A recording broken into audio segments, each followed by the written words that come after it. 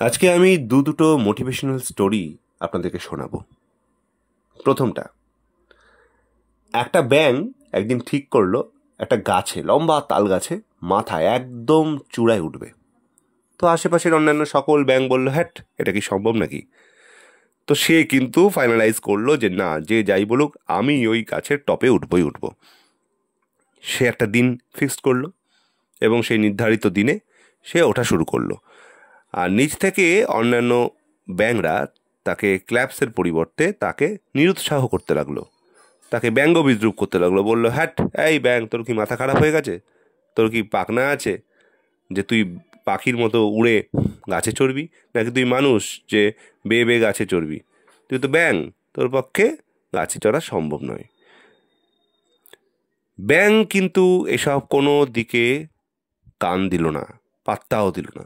সে নিজের লক্ষ্যে অবিচল থাকলো এবং ধীরে ধীরে দেখা গেল একটা সময়ে অনেক চেষ্টার পর ব্যাঙ কিন্তু সফলভাবে গাছের মাথায় উঠে পড়ল। হ্যাঁ, এটা হয়তো গল্পের গরু গাছে ওঠার মতো শোনাচ্ছে, কিন্তু দেখুন, জিওল মাছ, কই মাছ, কই মাছও কাদা বেয়ে বেয়ে তাল গাছে ওঠে বলে বিজ্ঞান বইয়ে পড়েছি, গাছে চড়ে যায়। তো চেষ্টা করলে কি না হয়। সুতরাং এটা বাস্তবে অবাস্তব শোনালেও, মানে এই ব্যাঙের ব্যাপারটা বাস্তবে অবাস্তব শোনালেও, এটা তো মূলত একটা রূপক কাহিনী, আপনাদেরকে বোঝানোর জন্য একটা মোটিভেশনাল স্টোরি। তো শুনতে থাকুন আগে কি হয়। তবে আমার বিশ্বাস, হয়তো ব্যাঙও চেষ্টা করলে সত্যি সত্যি করেই বাস্তবে গাছে উঠতে পারবে, তাল গাছ না হোক, ছোট পাকুড় গাছে তো উঠতে পারবি। তো এই ব্যাঙ কিন্তু গাছের মাথায় উঠে গেল এবং তখন নিচ থেকে এতক্ষণ যারা নিরুৎসাহিত করছিল, যে সমস্ত ব্যাঙরা, অন্যান্য ব্যাঙরা তাকে অনুৎসাহিত করছিল, তারা কিন্তু সবাই তখন হাততালি দিতে থাকলো এবং অবাক হয়ে গেল। এবং তারপরে সে নেমে আসার পরে তারা কিন্তু প্রশংসাও করতে লাগলো যে যাক যাক যাক, বাহ, তোমার তো অদম্য জেদ ভাই, আমাদের সমস্ত কথা না শুনে তুমি চেষ্টা করলে এবং সফল হলে। তখনও কিন্তু ব্যাঙ নির্বিকার, অনেকটা মহেন্দ্র সিং ধোনির মতো।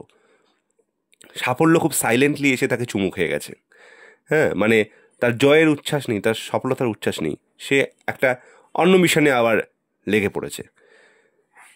কিন্তু যখন তাকে নেমে আসার পরে সবাই প্রশংসা করছে যে যাক, তুমি আমাদের কথা না শুনে নিজের সিদ্ধান্ত নিয়ে উঠলে এবং সফল হলে, তার জন্য তোমাকে স্যালিউট, তখনও কিন্তু সেই ব্যাঙ, সেই সদ্য সাফল্য পাওয়া ব্যাঙ তার কারোর দিকে না তাকিয়ে সোজা চলে গেল। এবং তাতে কিন্তু অন্যান্য ব্যাঙটা একটু অবাকই হলো, কি ব্যাপার। তারপর খোঁজ নিয়ে জানা গেল, কি জানেন? খোঁজ নিয়ে জানা গেল যে ব্যাঙটি কালা ছিল, কানে শুনতে পেত না। যখন সেই সমস্ত নিচ থেকে ব্যাঙরা তাকে গালাগাল করছিল, উঠতে পারবে না, উঠতে পারবি না করছিল, তখন সে তো কালা, সে কিছুই শুনতে পায়নি। হালকা হালকা সাউন্ড গেছে, সেই ভেবেছে সবাই হাততালি দিচ্ছে, তাকে উৎসাহ করছে। তো এর থেকে এটাই শিক্ষণীয় যে পৃথিবীতে অনেক নেগেটিভ মানুষ আপনার পাশে ছড়িয়ে ভরিয়ে রয়েছে। তাদের নেগেটিভ কমেন্টসগুলো সে বোবা হয়ে গিয়ে হজম করে যান, শুনবেন না। এবং তাদের সমস্ত নেগেটিভ কমেন্টসগুলোর যে নুড়ি পাথর, সেইগুলোকে কুড়িয়ে কুড়িয়ে কুড়িয়ে কুড়িয়ে সাফল্যের পাহাড় তৈরি করতে শিখুন। আজকে যাচ্ছি দ্বিতীয় মোটিভেশনাল স্টোরি, একটা মাছের গল্প। দুটি গল্পই আমি সমাজ মাধ্যম থেকে পেয়েছি। তো সেই মাছটা একটা অদ্ভুত সামুদ্রিক মাছ, খুব সমুদ্রের ডিপ জলে বাস করে, খুব ডিপ, একদম ডিপ জলে বাস করে। সে কিন্তু সমুদ্রের ওপর তলে এলে, মানে সূর্যালোকের সংস্পর্শে এলে সে কিন্তু, মানে কি বলবো, সে তখনই মারা যাবে, এরকম একটা মাছ। তো অত ডিপে তো, সমুদ্রের ডিপে তো সানলাইট পৌঁছায় না। তো সে দেখে কি করে, তার মাথার সামনে একটা সুরের মতো লাগানো আছে, সেখানে একটা একটা কি বলবো, একটা ফসফরাসের মতো প্রাকৃতিক আলো আছে। সেই আলোটা বিকৃত হয়, সে আশপাশটা দেখতে পায়। কিন্তু একদিন সে ঠিক করলো যে তার প্রজাতির কেউ কখনো যেটা করেনি, সে সেটাই করবে। সে দেখতে চায়, তার কাছে সফলতা হচ্ছে সমুদ্রের একদম ওপর লেভেলে এসে সূর্যের মুখ দেখা। কিন্তু সে কিন্তু জানে সে এতে মরে যাবে, সে এতে প্রচুর কষ্ট পেতে পারে, কিন্তু তার সেটা স্বপ্ন। স্বপ্নর আগে তার জীবন নয় তার কাছে।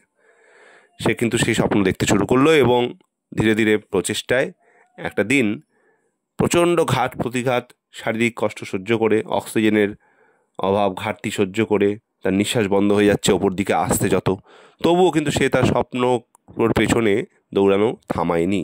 সে কিন্তু তার স্বপ্নকে পূরণ করবার জন্য, শুধুমাত্র তার স্বপ্নকে পূরণ করবার জন্য একদিন ধীরে ধীরে হাজার প্রচেষ্টার পরে সে উঠে এলো জলতলের একদম ওপর দিকে এবং ফাইনালি মুখ বাড়িয়ে, জলের ওপরে মুখ বাড়িয়ে সূর্যকে দেখলো, সূর্যের আলো দেখলো এবং তৎক্ষণাৎ তার মৃত্যু হলো। এর থেকে আমরা এটা শিখতে পারি, স্বপ্নকে সত্যি করার জন্য জীবনে একবার হলেও স্বপ্নকে আপনার ছুঁতেই হবে। যত কঠিন স্বপ্নই দেখুন না কেন, তাকে সত্য করার জন্য চাই জীবন চলে যাক, কিন্তু স্বপ্নকে, একটাই তো জীবন, স্বপ্নকে সত্যি করে তবেই মৃত্যুবরণ করা উচিত, তার আগে নয়। যদি এই দুটো গল্প আজকে আপনাদের ভালো লেগে থাকে তাহলে প্লিজ চ্যানেলটিকে লাইক, কমেন্ট, শেয়ার করবেন আর ভিডিওটিকে সাবস্ক্রাইব করতে ভুলবেন না। নমস্কার।